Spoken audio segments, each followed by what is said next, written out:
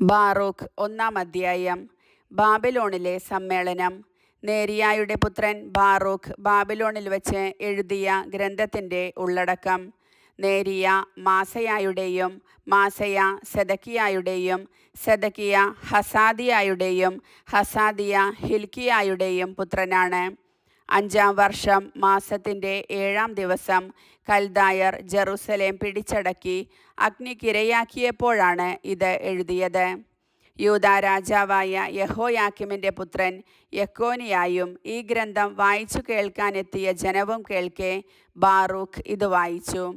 പ്രഭുക്കന്മാരും രാജകുമാരന്മാരും ശ്രേഷ്ഠന്മാരും ഉൾപ്പെടെ ബാബിലോണിൽ സൂദ് നദിയുടെ തീരത്ത് വസിച്ചിരുന്ന വലിയവരും ചെറിയവരുമായ എല്ലാ ജനവും കേൾക്കെ ഇത് വായിച്ചു. അപ്പോൾ അവർ വിലപിക്കുകയും ഉപവസിക്കുകയും കർത്താവിനോട് പ്രാർത്ഥിക്കുകയും ചെയ്തു. ഓരോരുത്തരും കഴിവനുസരിച്ച് കൊടുത്ത പണം അവർ ശേഖരിച്ചു. അവർ അത് ശല്ലൂമിൻ്റെ മകനായ ഹിൽക്കിയായുടെ മകനും പ്രധാന പുരോഹിതനുമായ യെഹോയാക്കീമിനും അവനോടൊത്ത് ജെറുസലേമിൽ ഉണ്ടായിരുന്ന പുരോഹിതന്മാർക്കും ജനങ്ങൾക്കുമായി അയച്ചു കൊടുത്തു. അതേസമയം ബാറൂക്ക് സീവാൻ മാസം 10-ാം ദിവസം യൂദാദേശത്തേക്ക് തിരികെ കൊണ്ടുപോകാനായി ദേവാലയത്തിൽ നിന്ന് കൊള്ള ചെയ്യപ്പെട്ട പാത്രങ്ങൾ എടുത്തു.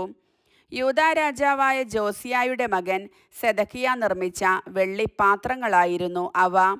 ബാബിലോൺ രാജാവായ നബുക്കദ്നേസർ യെക്കോണിയായെയും രാജകുമാരന്മാരെയും ലോഹപ്പണിക്കാരെയും കുലീനരെയും ദേശത്തെ ജനങ്ങളെയും ജെറുസലേമിൽ നിന്ന് ബാബിലോണിലേക്ക് തടവുകാരായി കൊണ്ടുപോയതിന് ശേഷമാണ് ഈ പാത്രങ്ങൾ സെദക്കിയ നിർമ്മിച്ചത്. അവർ പറഞ്ഞു, ഇതോടൊപ്പം ഞങ്ങൾ നിങ്ങൾക്ക് പണവും അയക്കുന്നു.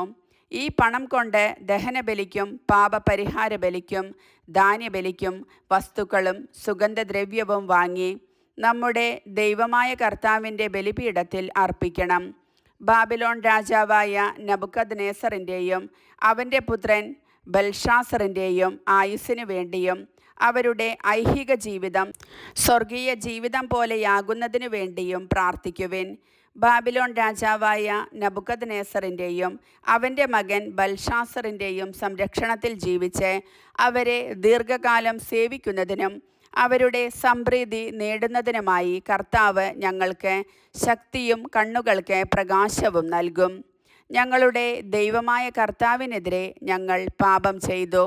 അവിടുത്തെ കോപവും ക്രോധവും ഞങ്ങളിൽ നിന്ന് വിട്ടുമാറിയിട്ടില്ല. അതുകൊണ്ട് ഞങ്ങൾക്ക് വേണ്ടി അവിടത്തോട് പ്രാർത്ഥിക്കുവിൻ. ഉത്സവ ദിവസങ്ങളിലും നിർദ്ദിഷ്ട കാലങ്ങളിലും കർത്താവിൻ്റെ ആലയത്തിൽ വെച്ച് നിങ്ങൾ ഏറ്റുപറയുന്നതിനു വേണ്ടി ഞങ്ങൾ അയച്ചു തരുന്ന ഈ പുസ്തകം വായിക്കണം. തെറ്റുകൾ ഏറ്റുപറയുന്നു. നിങ്ങൾ പറയണം, നീതി നമ്മുടെ ദൈവമായ കർത്താവിൻ്റേതാണ്. യൂദായിലെ ജനവും ജെറുസലേം നിവാസികളും നമ്മുടെ രാജാക്കന്മാരും പ്രഭുക്കന്മാരും പുരോഹിതന്മാരും പിതാക്കന്മാരും ഉൾപ്പെടെ ഞങ്ങൾ എല്ലാവരും ഇന്നുവരെ ലജ്ജിതരാണ്. എന്തെന്നാൽ കർത്താവിൻ്റെ സന്നിധിയിൽ ഞങ്ങൾ പാപം ചെയ്തു. ഞങ്ങൾ അവിടത്തെ അനുസരിച്ചില്ല. ഞങ്ങളുടെ ദൈവമായ കർത്താവിൻ്റെ സ്വരം ശ്രവിക്കുകയോ അവിടുന്ന് നൽകിയ കൽപ്പനകൾ അനുസരിക്കുകയോ ചെയ്തില്ല. ഈജിപ്ത് ദേശത്തു നിന്ന് ഞങ്ങളുടെ പിതാക്കന്മാരെ കൊണ്ടുവന്ന നാൾ മുതൽ ഇന്നുവരെ ഞങ്ങൾ ഞങ്ങളുടെ ദൈവമായ കർത്താവിനെ അനുസരിക്കാത്തവരും അവിടുത്തെ സ്വരം ശ്രവിക്കുന്നതിൽ ഉദാസീനരും ആണ്. തേനും പാലും ഒഴുകുന്ന ഒരു ദേശത്തിന് അവകാശികളാക്കാൻ വേണ്ടി ഞങ്ങളുടെ പിതാക്കന്മാരെ ഈജിപ്ത് ദേശത്തു നിന്ന് കൊണ്ടുവന്ന നാളിൽ തൻ്റെ ദാസനായ മോശ വഴി കർത്താവ് അരുളി ചെയ്ത ശാപങ്ങളും അനർത്ഥങ്ങളും ഇന്നും ഞങ്ങളുടെ മേലുണ്ട്.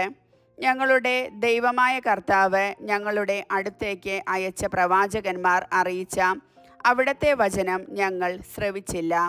എന്നാൽ അന്യദേവന്മാരെ സേവിച്ചും ഞങ്ങളുടെ ദൈവമായ കർത്താവിൻ്റെ ദൃഷ്ടിയിൽ തിന്മയായത് പ്രവർത്തിച്ചും ഞങ്ങൾ തന്നിഷ്ടം പോലെ നടന്നു. കർത്താവിൻ്റെ വചനം.